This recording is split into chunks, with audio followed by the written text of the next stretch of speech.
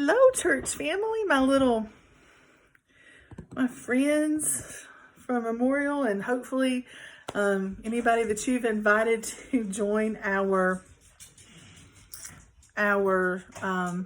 YouTube channel. We decided during this, since we're not able to meet in person, that we're gonna try to do this online thing. And so we've got different things going on. Pastor's gonna be having a couple of little mini messages. The kids teachers are going to do some things. Casey's going to do some things with the youth. And so I just wanted to have something for the women. We've been meeting online with this Bible study on our Facebook page. If you haven't gone to that, I'll put the information for you underneath the video. We would like for you to subscribe to our channel as well. That way you'll know when we post new content. But we're talking I'm going to do 3 little separate little devotions over some Wonder Women of faith in the Bible. If you know me for about 5 minutes, you know I'm a little obsessed with Wonder Woman. And last year when I got sick, I started doing just studying up on, situations that God had used women in, and what He could be doing in my life, even in the midst of some tougher circumstances. And I found some incredible women, one of which we're going to talk about today is the Samaritan woman. In John 4, I'm going to read to you a little bit starting in verse 7. A woman of Samaria came to draw water. Jesus said to her, "Give me a drink," for his disciples had gone away into the city to buy food. Then the woman of Samaria said to him, "How is it that you, being a Jew, ask a drink from me, a Samaritan woman? For Jews have no dealings with Samaritans." Jesus answered and said to her, "If you knew the gift of God and who it is who says to you, 'Give me a drink,' you would have asked him, and he would have given you living water." The woman said to him, "Sir, you have nothing to draw with, and the well is deep. Where then do you get that living water? Are you greater than our father Jacob, who gave us the well and drank from it himself, as well as his sons and his livestock?" Jesus answered and said to her, "Whoever drinks of this water will thirst again. But whoever drinks of the water that I shall give him will never thirst. But the water that I shall give him will become in him a fountain of water, springing up into everlasting life." The woman said to him, "Sir, give me this water that I may not thirst, nor come here to draw." Jesus said to her, "Go, call your husband and come here." The woman answered and said, "I have no husband." Jesus said to her, "You have well said, 'I have no husband.' For you have had 5 husbands, and the one whom you now have is not your husband. In that you spoke truly." The woman said to him, "Sir, I perceive that you are a prophet. Our fathers worshipped on this mountain, and you Jews say that in Jerusalem is the place where one ought to worship." Jesus said to her, "Woman, believe me, the hour is coming when you will neither on this mountain nor in Jerusalem worship the Father. You worship what you do not know. We know what we worship, for salvation is of the Jews. But the hour is coming, and now is, when the true worshipers will worship the Father in spirit and truth, for the Father is seeking such to worship him. God is spirit, and those who worship him must worship in spirit and truth." The woman said to him, "I know that the Messiah is coming, who is called Christ. When he comes, he will tell us all these things." Jesus said to her, "I who speak to you am he." So listen, here's the thing, and women tend to do this, I think, just a little more than men. We have a really bad habit, some of us, of believing the worst about ourselves. We think and dwell on all those things that we can't do or that seem out of the realm of possibility. In doing this study, we talked about the Samaritan woman, who is, of course, an outsider. We talked about Rahab, the prostitute, who was a prostitute. We talked about Ruth, who was from the Moab nation, who were outsiders themselves. They were, their ancestry was very shady.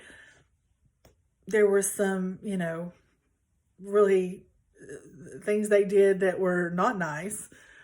You had Naomi, who was an older widow. We're going to talk about Mary and Martha tomorrow. We know a little bit about them. And then, of course, Mary was a teenager.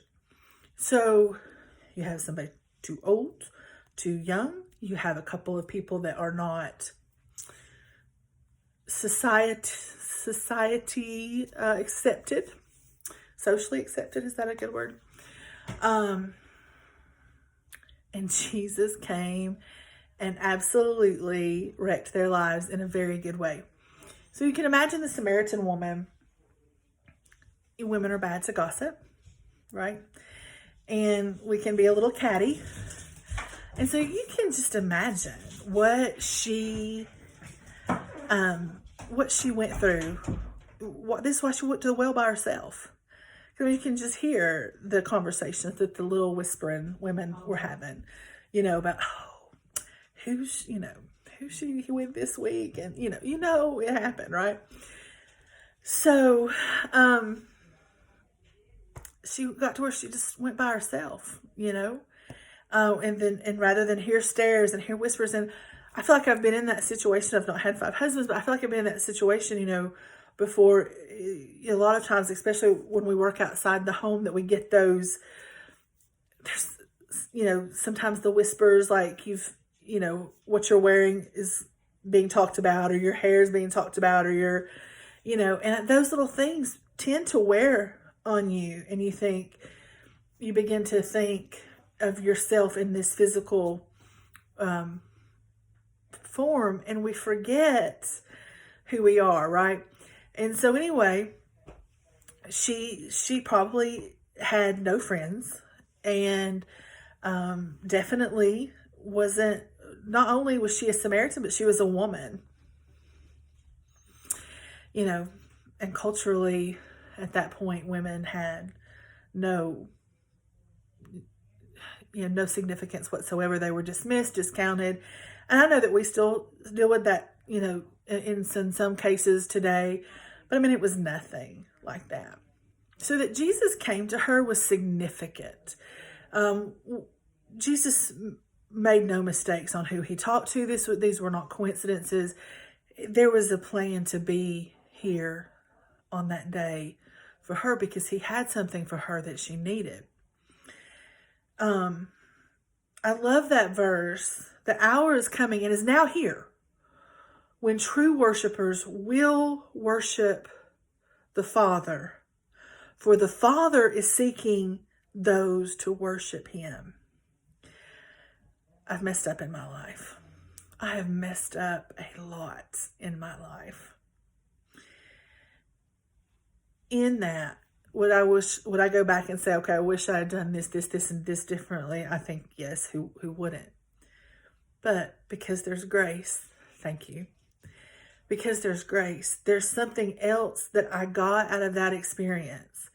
I understood the depths of my sin, the depths of my depravity, and that has made me a true worshiper of the Lord. I'm not saying that you have to go through those experiences to be a true worshiper, but you will find that most of people, if you get their story and you hear their story, if their testimony involves a lot of mess and they've been delivered from a lot of mess, you'll also find that those are the ones a little quicker to raise their hands, a little quicker to speak out about the vast love and grace of our Father.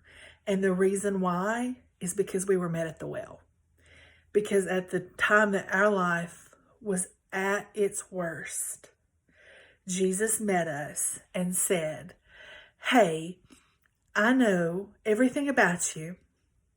I love you anyway, and I want to give you this gift. It changed her life. We read on that she goes back and she tells all of her friends and all of her family, come meet this man who knew everything about me. See, that's what worshipers do. The time is here. We're in a time where people are desperate to hear the truth. People are desperate for hope. And it's up to us to provide that and say, hey, I know this guy. He knows everything. Everything you've ever done, everything about you. He loves you anyway. He's got something for you. Let me introduce you to my friend Jesus. As we continue on next week, we're going to talk with Mary and Martha as friends of God. As we continue on this week, I challenge you to go out and tell somebody about Jesus. Tell what he's done for you. Because even if you really never messed up in your life, you were still doomed to hell, right? None of us have lived a perfect life on our own. And so go out and tell somebody the good news that Jesus loves them and that he's looking for people like them because he wants to be worshiped in spirit and truth. Y'all have a great week.